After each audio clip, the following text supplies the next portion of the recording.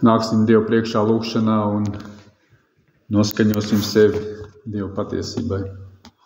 Tēvs debesīs, mēs pateicamies par žēlastību, ko esam varējuši dzirdēt no Hozeja grāmatas, un arī, ka Tu mums dod, lai mēs meklētu Tevi šajā Lūkas evaņģēlijā,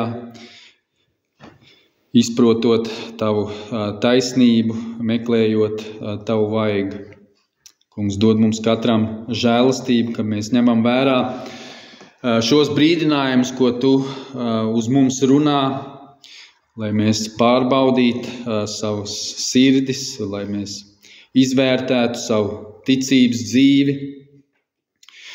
Kungs, dod mums savu spēku un savu svētā gara piepildījumu, ka mēs dzīvojam un staigājam pēc Tavas noliktās taisnības. Dod drosmi mūsu sirdīs nekaunēties Tava evaņģēlī, bet vienmēr būt gataviem to apliecināt, jo uz to Tu mūs esi aicinājis, Kungs, lai mēs dzīvotu un apliecinātu Tavu patiesību. To lūdzam Jēzus vārdā. Āmen. Atveriet Lūkas evaņģēlī 12. nodaļu, un mēs kopīgi nolasīsim no 49. panta. Lūkas evaņģēlijas 12. nodaļa no 49. panta. Uguni esmu nācis mest uz zemi, un kā es vēlētos, kaut tā jau degtu. Bet man jātop kristītam ar vienu kristību, un kā man ir baili, kamēr tā būs pabeigta. Vai jums šķiet, ka es esmu nācis mieru nest virs zemes? Nebūt nē. Es jums saku, bet šķelšanos. Jo no šā laika 5 vienā namā sašķelsies. 3 pret 2 un 2 pret 3.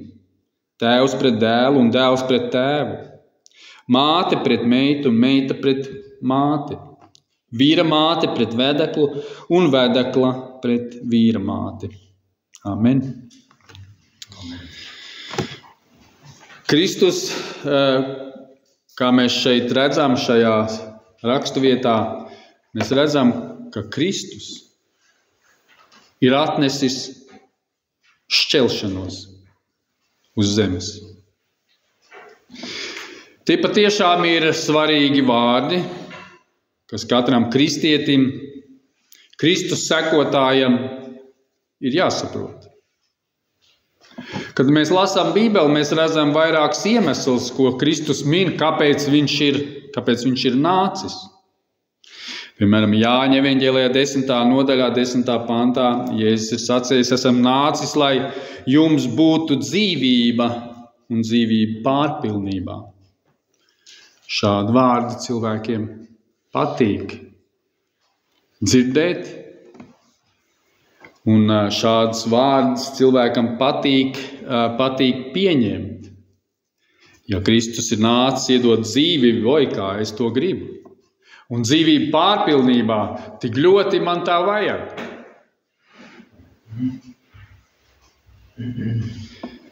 Tāpatās Jēzus ir sacījis, nedomājiet, ka esmu nācis atmest bauslību vai praviešu, bet piepildīt. Vai ne tā? Tie ir Kristus vārdi, un ja vai daudzi cilvēki, lasot veco derību, domā, tas neatiecās uz mums, tad Jēzus saka, es neesmu nācis praviešus atmest.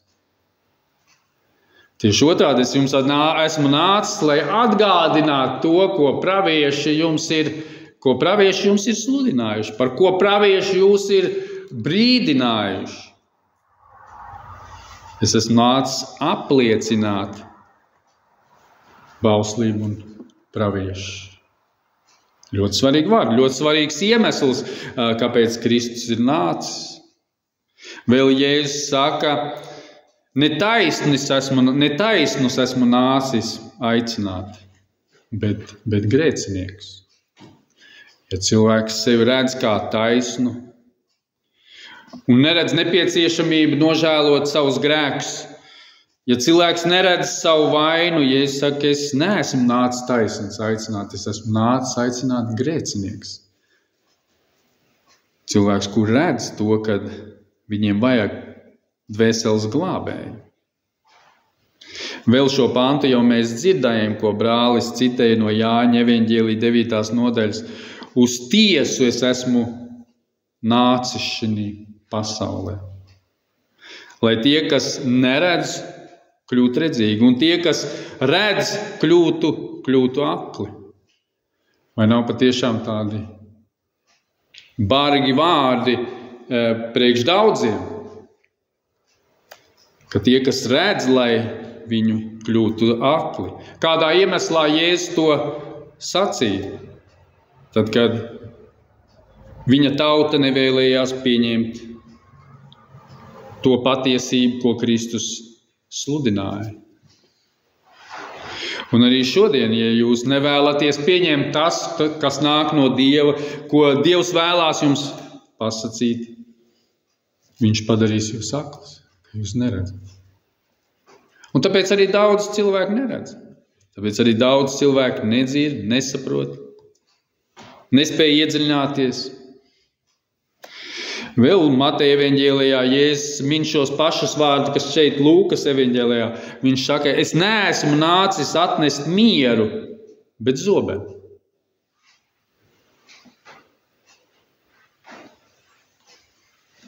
Un šādi vārdi cilvēkiem liekas ļoti skarbi, bet šīs rakstvietas ir ļoti daudz, un kur mēs šīs rakstvietas liekam. Tālāk šis pāns saka, es esmu nācis, lai cilvēkus savestu naidā. Vai jūs pazīstat šādu Kristu? Tie ir Kristus vārdi. Viņš saka, es esmu atnācis, lai savestu cilvēkus naidā. Un cilvēkiem liekas, kur lai es visu to lieku? Kā lai es visu to pieņem, kā lai es visu to izdzīvoju, vai tiešām tas domāts priekš manis?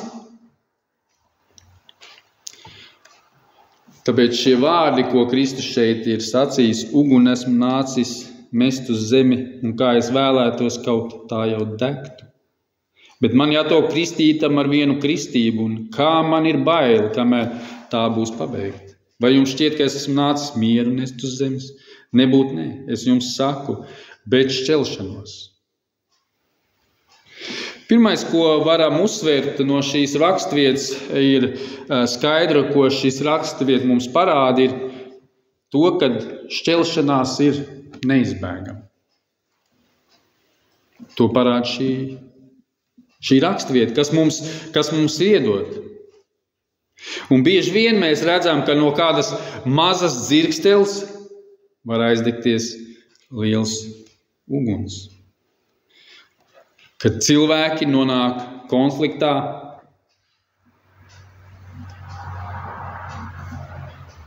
un mēs, kad lasām, kad Jēzus sludināja daudzās rakstu vietās, kad Jēzus sludināja cilvēku starpā, cēlās šķelšanās. Viena no tādām rakstvietām ir Jāņa 7:43. Kad Jēzus runā par savu nākšanu, tad mēs redzam, tā šķelšanās cēlās viņu dēļ, Kristus dēļ cēlās šķelšanās. Vai tiešām Kristus atnes šķelšanos? Vai tiešām Kristus uz kaut ko tādu ir spējīgs? Jāņa evaņģēlijā 9:16 mēs lasām. Tad daži farizeji sacīja, šis cilvēks nav no Dieva, jo viņš nesvētī sabatu, bet citi sacīja, ka kā grēcīgs cilvēks var darīt tādas zīmes. Un tā sākās šķelties savā starpā. Un tādas rakstvietas ir ļoti daudz. Šķelšanās ir neizbēgama. Tad kur visur tiek nest patiesas evaņģēlijs, kur vienmēr nesīs patiesa evaņģēlija, viņš būs kā uguns. Kā uguns. Tāpēc, ja Jēzus arī šeit saka, es esmu nācis, es uguni esmu nācis mest uz zemi. Un visur, kur Kristus gāja un sludināja evaņģēliju, sākās tautu starpā šķelšanās. Jo evaņģēlijs ir kā uguns. Evaņģēlijs ir kā tiesnesis. Un Jēzus to ir šeit atnesis uz zemes. Tur, kur sludina evaņģēliju, un tur, kur šķiet, kad visi tiek aicināti uz mieru, tas nav patiesas evaņģēlijs. Kad patiesas evaņģēlijs sludina tautā, tur vienmēr būs šķelšanās.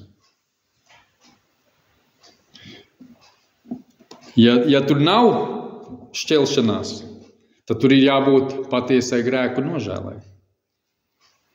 Bet ja nav patiesas grēku nožēlas, tad noteikti būs cilvēki, kas noraidīs. Un Galatiešu vēstulē ir rakstīts 4. nodaļā 29. pantā vārdi. Kā toreiz, miesīgi dzimušais vajāja garīgi dzimušo, tā arī šodien. Tā ir neizbēgama. Bībele skaidri parāda to, ka šķelšanās ir neizbēgama. Ja jūs būsiet uzticīgs evaņģēlijam, jo lielāku šķelšanos jūs radīsiet. Un mums tas liekas, tā nevar būt. Bet mēs redzam, ka Bībele mums to atklāja. Jo stingrāk tu stāvēsi patiesībā, jo vairāk būs cilvēki tie, kas šo patiesību noraida. Tā tas bija Jēzus laikā, tā tas bija praviešu laikā, tā tas bija Jēzus laikā, un tā tas ir arī šodien. Tas ir neizbēgami. Otra lieta, pie ko mēs varam iezīmēt no šī teksta, ir tas, ka šķelšanās vienmēr radīs sāpes. Tā vienmēr radīs sāpes. Mēs redzam to, kad Kristus nesa evaņģēliju. Tad viņa paša ģimene sacīja, ka viņš ir bez prāta. To sacīja viņa paša ģimene. Ka viņš ir neprātīgs, ka viņš ir prātā sajūts. Marka evaņģēlijā 3:21. Tāpatās mēs lasījām, un arī brālis to minēja, ka tad, kad Jēzus Kristus tika krustā sists, tur bija liela plaisa starp Dievu un Kristu. Kad Kristum tika uzlikt visu cilvēku grēki. Kad Jēzus sauca, mans Dievs, kāpēc tu mani esi atstājis? Un viss tas ir cilvēku grēka dēļ. Tā bija Kristus dvēseles agonija. Kliedziens, mans Dievs, kāpēc tu mani esi atstājis? Viņu nesaprata, ka mēs lasām evaņģēlijas, mēs redzam to, ka viņu nesaprata tauta, kas bija apkārt. Viņu nesaprata reliģiskie līderi. Viņu nesaprata valdības un varas. Un tās bija sāpes, tās bija Kristus asaras, kad viņš stāvēja pie Jeruzālēmas un raudāja par šo pilsētu. Jo viņi nezināja to, kas viņiem pie miera ir vajadzīgs. Viņi neredzēja vajadzību Kristu. Viss, ko Kristus sludināja, daudzos tūkstošos cilvēkos atnes šķelšanos un naidu. Un 50. pantā mēs lasām, bet man jātop kristītam ar vienu kristību. Un kā man ir bail, kamēr tas būs pabeigts. Jēzus runā par savām ciešanām. Jēzus runā par savu krusta nāvi. Jēzus runā par to, ka visi pasaules grēki, mans un tavs grēks ir uzlikts viņam, manas vainas dēļ. Kristus nomira pie krusta Golgātā. Vai jūs kādreiz esat domājuši par to, ka pie krusta bija 3 cilvēki? 2 noziedznieks un Jēzus. Vai jūs redzat, tur ir 3 cilvēki? Kāda starp viņiem ir atšķirība?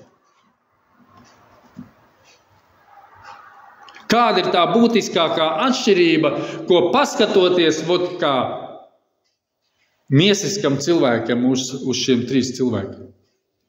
Ko tur var ieraudzīt?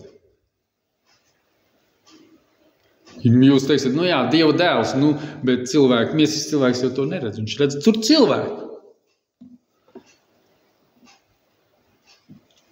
Un ziniet, atšķirība ir patiešām liela, un šī atšķirība ir tajā, ka 2 šie noziedznieki tur karājās pret savu gribu. Viņi ir notiesāti savu noziegumu dēļ, un pret savu gribu viņi ir ieslodzīti un pienagloti pie krusta. Bet Jēzus tur karājās brīvprātīgi. Viņš tur aizgāja brīvprātīgi. Un tas ir tas, par ko Jēzus šeit runā, bet man jātop kristītam ar vienu kristību. Un kā man ir bail, kamēr tā būs pabeigta. Un viņš neizvairās no šī ceļa. Viņš iet uz Jeruzālemi, lai atdot savu dzīvību, lai būtu nodots cilvēku rokās izsmiets, lai atdot savu dzīvību par mūsu grēkiem. Un mēs redzam šeit šīs Kristus sāpes par cilvēku netaisnību un grēku. Trešais, ko mēs varam vēl no šī teksta smelt, ir šķelšanās iemesls. 51. pāns. Vai jums šķiet, ka es esmu nācis mieru nest virs zemes? Nebūt, nē. Es jums saku, bet šķelšanos. Vai jums šķiet?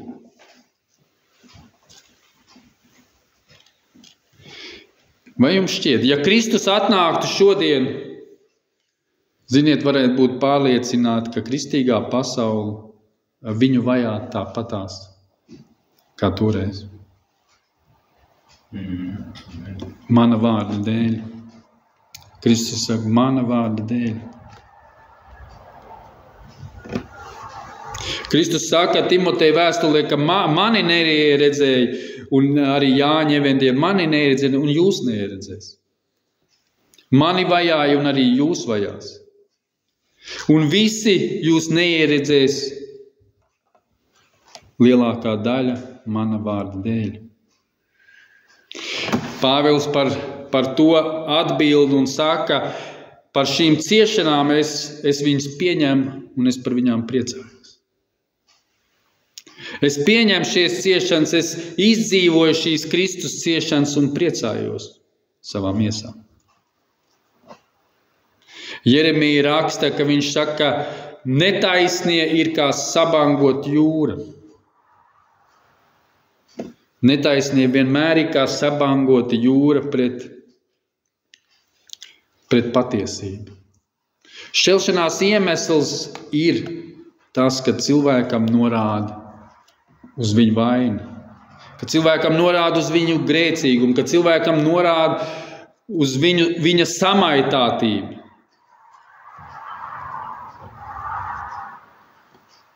Un šāds laiks uz zemes būs vienmēr.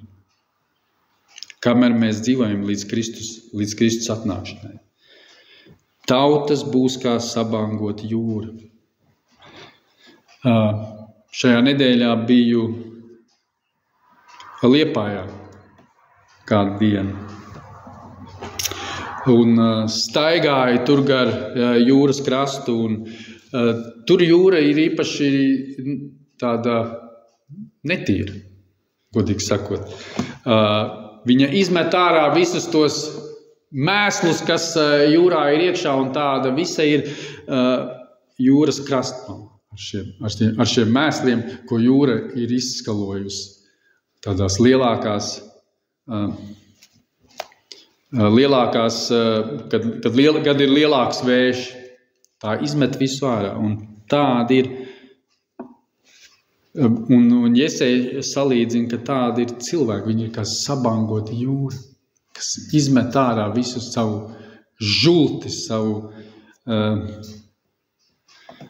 ļaunumu, kas ir viņu sirdīs.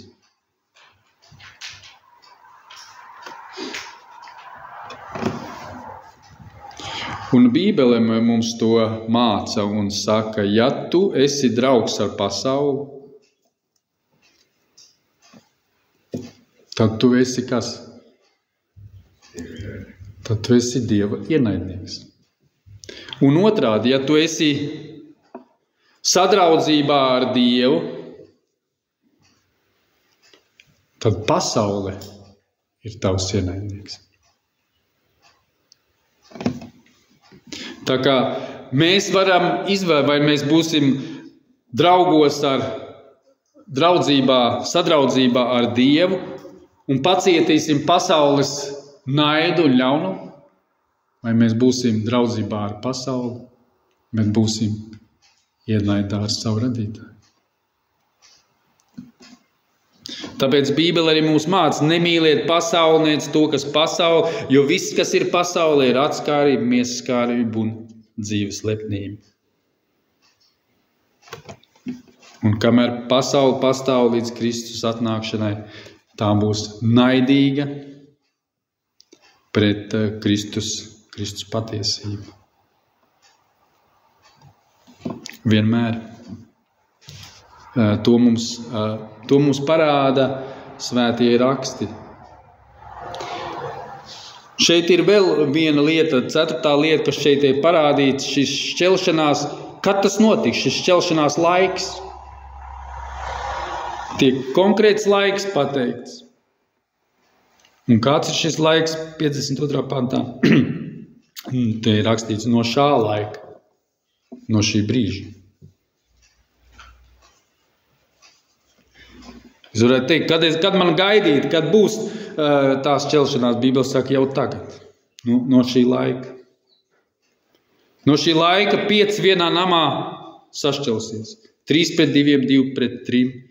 Tēvs pret dēlu un dēls pret tēvu. Māte pret meitu un meita pret māti. Vīra māte pret vedekli un vedekli pret vīra māti. No šī laika. Kāpēc tas tā notiek? Tāpēc, ka mēs zinām, kur ir patiesas evaņģēlijs, tur vienmēr ir pretestība.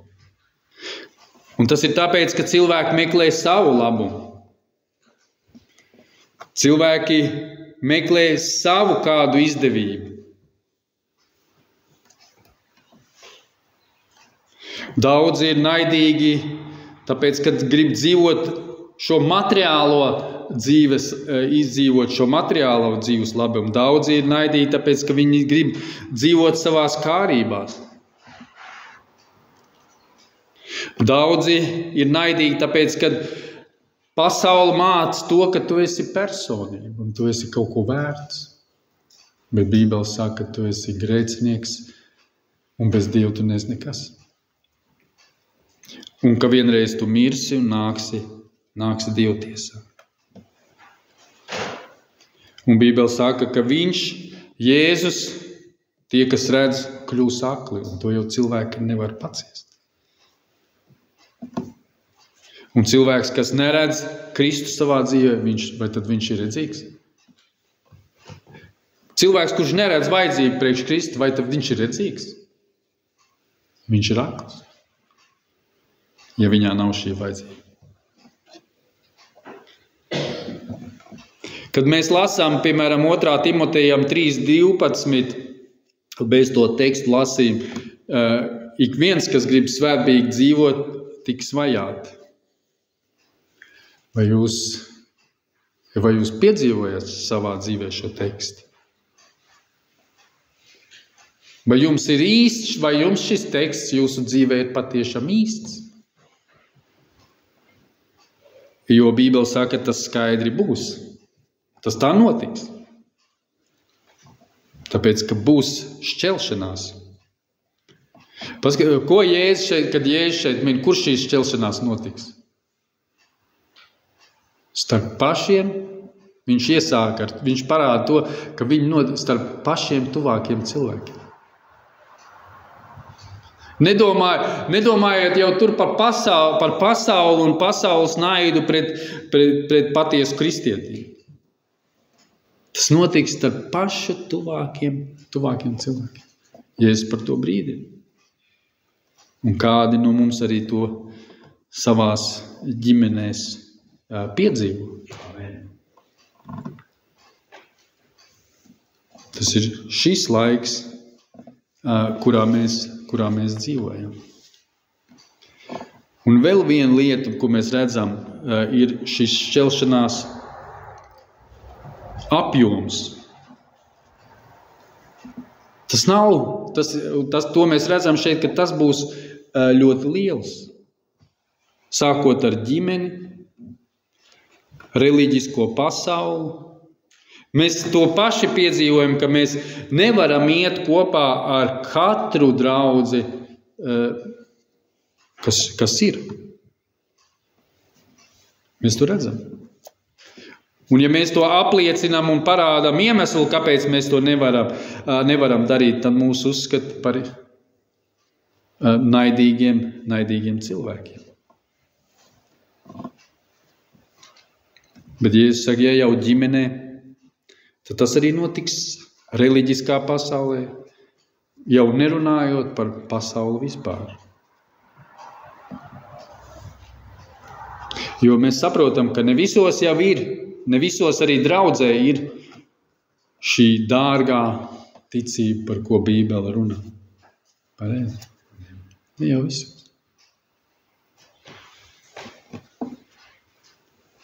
Bieži vien to ne ar katru var arī parunāt par garīgām lietām, ka tev ir kā ar tādiem laužņiem jālauž ārā, lai parunātu par kādu Bībeles patiesību. Kāpēc? Kāpēc tas tā ir? Kas notiek? Vai mēs tikam aicināti izvērtēt savas sirdis? Kas notiek mūsu sirdis? Kas vispār notiek?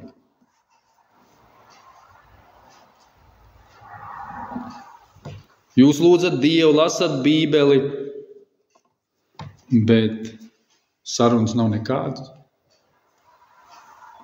Kas tad īsti notiek? Kāpēc tu lasi? Kāpēc tu lūdzi? Tāpēc šī vārdi, ko mums Jēzus šeit ir atstājis, viņi ir tik ļoti, ļoti svarīgi, lai mēs saprastu to, kad Jēzus nevienkārši ir atnesis mieru. Jā, viņš ir atnesis mieru mūsu dvēselēm, viņš ir atnesis. Bet tiem, kuriem ir šī patiesā, dzīvā, dārgā ticība, tādiem viņš dod savu mieru. Bet tie, kas nepazīst šo dārgo ticību, viņi ir līdzīgi neticīgiem cilvēkiem. Viņi ir vienādi ar neticīgiem cilvēkiem. Viņi dzīvo vienkārši ar viltus cerību. Miers, kur miera nav. Un ik pa brīžām tu redzi tikai to, kad uzbāngo viņu dzīvēs kāda netaisnība, kā trakojoša jūra. Lai Dievs mums ir žēlīgs, lai Dievs vāda mūsu dzīvi, ka mēs katrs izvērtējam savu dzīvi un skatāmies un savu skatu paceļam uz Kristu. Amen. Lūksim Dievu.